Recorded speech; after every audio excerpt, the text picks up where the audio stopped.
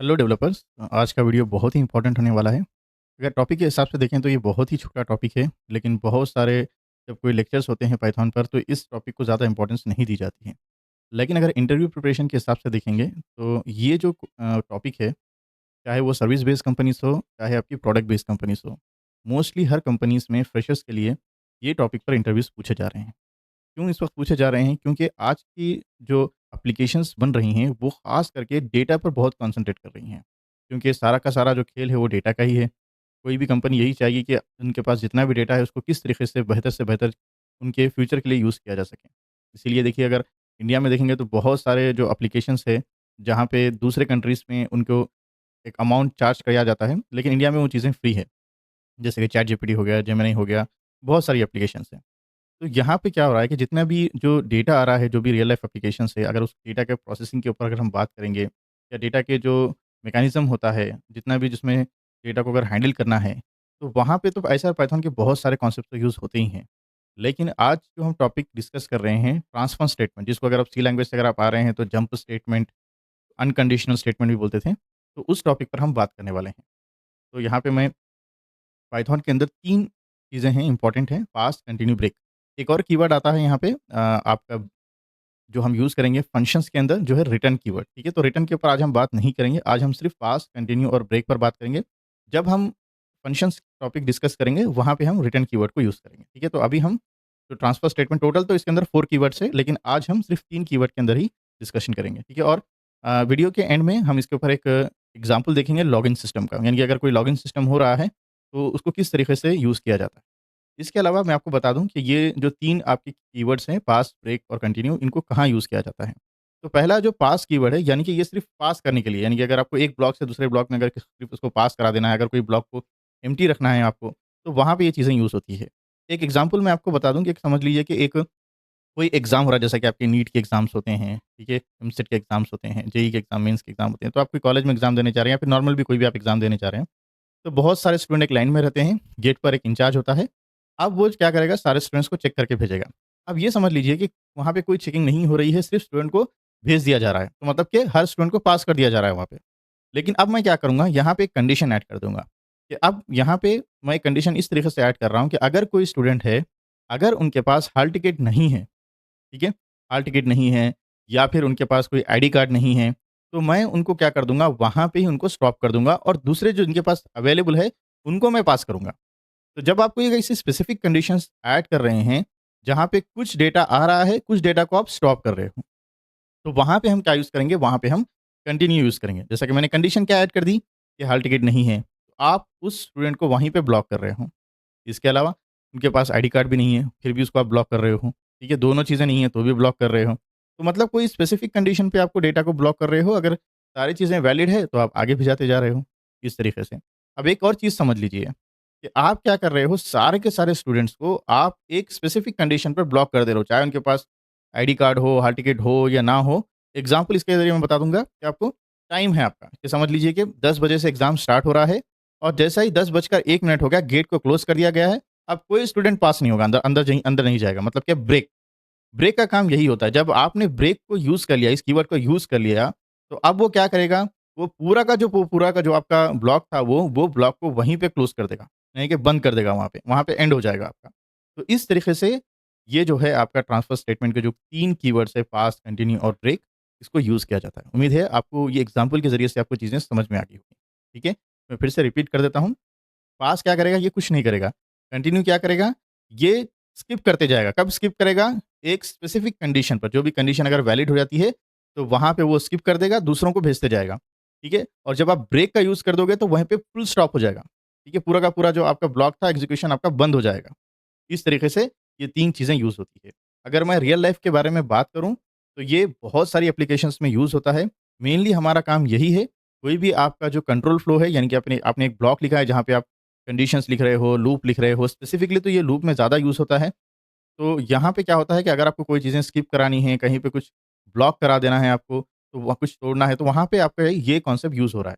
Example के ज़रिए समझते हैं, जैसे कि एक लॉगिन सिस्टम हो गया। तो वहाँ पे समझ लीजिए कोई इनवैलिड इनपुट स्किप करना है आपको, ठीक है? यानी यूज़र ने क्या किया कि कुछ गलत ईमेल एड्रेस डाल दिया, ठीक है? अगर वहाँ पे पासवर्ड कुछ एंटर भी नहीं कर रहा है, तो वहाँ पे क्या हो जाएगा कि वो नेक्स्ट अटेम्प्ट को भेजेगा।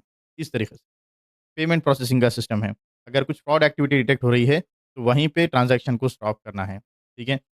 इसी तरीके से रिकमेंड जो सिस्टम होता है, जो बहुत सारे जैसे नेटफ्लिक्स ऐप हो गई आपकी, डिज़नी हॉटस्टार आपकी जो ऐप हो गई, वहाँ पे। तो वहाँ पे क्या हो जाएगा कि जो अनवांटेड कैटेगरी है, जैसे यूट्यूब भी है, इंस्टाग्राम भी है, तो कोई चीज़ें आप नहीं देख रहे हो, तो वो आपको शो नहीं करेगा। जैसा कि अगर आप किड्स कंटेंट नहीं देखते हो, आप कार्टून्स नहीं देखते हो, तो वो आपको कार्टून्स नहीं बताएगा, ठीक है? अगर आप सिर्फ़ क्रिकेट का देख रहे हो, तो क्रिकेट के रिलेटेड ही आपको बताएगा।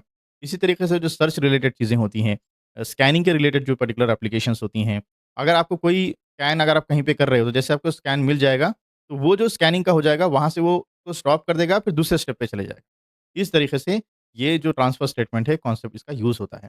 तो एग्ज़ाम्पल के ज़रिए से इसको समझते हैं कि किस तरीके से आप ट्रांसफर स्टेटमेंट को यूज़ कर सकते हैं। तो यहाँ पे हम एक डेटा लेते हैं for i in range of something 1 to 6, ठीक है? या फिर 1 टू 10 डेटा ले लेते हैं और यहाँ पे क्या कर दूँगा, मैं एक कंडीशन ऐड कर दूँगा कि अगर अगर मुझे डेटा जाता है 5 तक जा रहा है डेटा मेरा, तो अभी मैं कुछ कंडीशन अप्लाई नहीं करना चाहता हूँ। तो यहाँ पे मैं सिर्फ़ पास कर दूँगा और मैं यहाँ पे वैल्यूज़ जो है मेरा प्रिंट करा लूँगा, प्रिंट। तो जैसे ही आपने इस वक़्त ऐड कर दिया, तो अब यहाँ पे क्या हो रहा है कि 1 से जो 10 तक जो वैल्यूज़ थे, सारे के सारे ये परफेक्टली प्रिंट हो रहे हैं।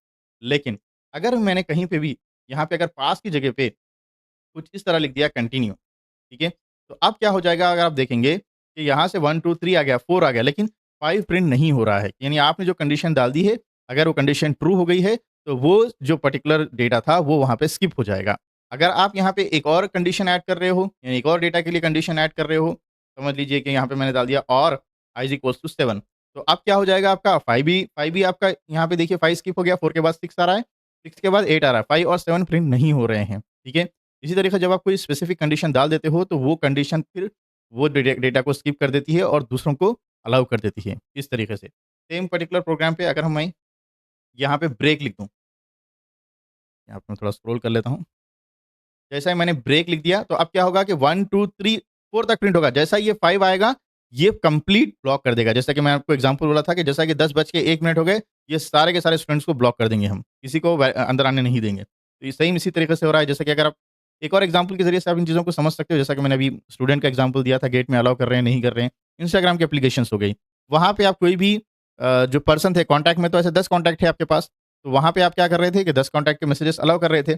लेकिन जैसे ही आपने किसी को ब्लॉक कर दिया, तो वहाँ से उस वक़्त से क्या हो जाएगा कि आपको मैसेजेस नहीं आएँगे। देखिए जैसे कि रेंज में तो 1 टू 10 डेटा तो है, यानी कि अगर उस पर्सन की तरफ से तो डेटा भेजा जा रहा है, लेकिन आपको रिसीव नहीं होगा, ठीक है? आपको रिसीव नहीं होगा, 2 टिक की जगह 1 ही टिक आएगा, मतलब कि आपको डेटा रिसीव नहीं हो रहा है। आप वहीं पे आपने उसको ब्लॉक कर दिया है। इस तरीके से चीज़ें होती हैं, ठीक है? तो अब हम कुछ कंडीशन अगर आपको और ऐड करनी है, जैसा कि एक और एग्ज़ाम्पल ले लेते हैं, अगर कोई मार्क्स है समझ लीजिए। अगर मार्क्स समझ लीजिए कोई 45, 60 समथिंग 90 25, 35 समथिंग 54, इस तरीके से मैंने बहुत सारे मार्क्स ले लिए। तो अब मुझे क्या करना है, इन मार्क्स थोड़ा मैं इसको मैं ज़ूम कर लेता हूँ, ठीक है? तो अब इन मार्क्स को आपको क्या करना है कि आपको यहाँ पे कुछ कंडीशन ऐड करनी है। अगर मैं कंडीशन नहीं ऐड करता हूँ, जैसा कि अगर मैं यहाँ पे ले लूँ और आई इन मार्क्स, ठीक है? और यहाँ पे मैं कोई भी कंडीशन ऐड नहीं करता हूँ, प्रिंट आई कर देता हूँ, तो ये सारे के सारे मार्क्स मेरे आ रहे हैं। लेकिन मैं यहाँ पे क्या कर रहा हूँ, एक कंडीशन ऐड कर दे रहा हूँ कि मुझे सिर्फ़ वही मार्क्स बताइए जो वैलिड हैं, यानी कि अगर कोई पास हो रहा है, तो मैं यहाँ पे एक कंडीशन ऐड कर देता हूँ कि अगर ये जो मार्क्स हैं, अगर ये लेस देन समझ लीजिए 40, ठीक है? अगर 40 से लेस देन हैं, तो आप उनको ब्लॉक कर दीजिए, आप उनको ब्लॉक कर दीजिए। तो अब यहाँ पे देखिए 45 आ रहा है, 60 आ रहा है, 90 आ रहा है, 54 आ रहा है। कौन से मार्क्स यहाँ पे नहीं आ रहे हैं? 25 और 35 नहीं आ रहे हैं। यानी आपने इनको ब्लॉक कर दिया। आप एक स्पेसिफिक कंडीशन के हिसाब से ही आप डेटा को अलाउ करना चाहते हो, वरना आप अलाउ नहीं करना चाहते हो। एक और एग्ज़ाम्पल हम ले लेंगे, जो लॉगिन का एग्ज़ाम्पल है। अब यहाँ पे मैं एक करेक्ट पासवर्ड ले लेता हूँ, ठीक है? तो यहाँ पे लिख देता हूँ करेक्ट पासवर्ड और something admin at the rate 1, ठीक है? और यहाँ पे मैं कोई भी जो लॉगिन्स पासवर्ड्स आ रहे हैं, समझ लीजिए कि मल्टीपल पासवर्ड्स आ रहे हैं, पासवर्ड, ठीक है? तो ये मल्टीपल पासवर्ड के अटेम्प्ट्स आ रहे हैं यहाँ पे। तो एक आ रहा है मेरा एम्प्टी आ रहा है और एक किसी ने टेस्ट डाल दिया, ठीक है? ऐसे ही किसी ने समथिंग एबीसीडी कुछ ऐड कर दिया, ठीक है? अब यहाँ पे लास्ट में मैं एडमिन एट द रेट 1 2 इस तरीके से ऐड कर रहा हूँ। तो अब मुझे क्या करना है कि अगर किसी ने एम्प्टी कर लिया, तो उसके लिए स्पेसिफिक मुझे रिज़ल्ट बताना है। कुछ यानी कि जो भी आपका एक एरर मैसेज आता है, उसको मुझे चेंज करना है। किसी ने रॉन्ग डाला, तो उसके लिए स्पेसिफिक चेंज करना है। करेक्ट है, तो उसके लिए अलग से मुझे एग्ज़ीक्यूशन कराना है, तो मैं किस तरीके से करूँगा?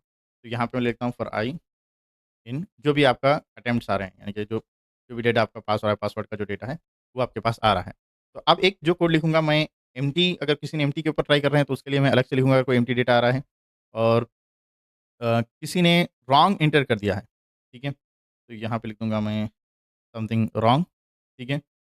इस तरीके से, या ये चीज़ें इस तरीके से भी हो सकती है, जैसे कि अगर कोई, ऐसा नहीं है कि सिर्फ़ ये एग्ज़ाम्पल मैं लॉगिन के लिए दे रहा हूँ, आप इसको कंसीडर कर सकते हो ओटीपी के हिसाब से, अगर कोई कैप्चा आप एंटर कर रहे हो, उस तरीके से भी आप इन चीज़ों को समझ सकते हो। ठीक है? एग्ज़ाम्पल्स तो आप किसी वे में भी ले सकते हो, लेकिन मेन चीज़ ये है कि आपकी अंडरस्टैंडिंग, आप किस तरीके से इस कॉन्सेप्ट को समझ रहे हो। ठीक है? एग्ज़ाम्पल तो बहुत आ जाएँगे, लेकिन कॉन्सेप्ट समझ में आना चाहिए कि कौन-सी टॉपिक किस कॉन्सेप्ट के लिए यूज़ होती है। फिर जब आपको ये कॉन्सेप्ट समझ में आ गया, तो आप इसको कोई भी एग्ज़ाम्पल्स के ज़रिए से आप इसमें फिट कर सकते हो। ठीक है? तो एक हो गया रॉन्ग हो गया, फिर एक आ जाएगा आपका करेक्ट, इस तरीके से। ठीक है? तो यहाँ पे मैं ऐड कर देता हूँ एक कंडीशन,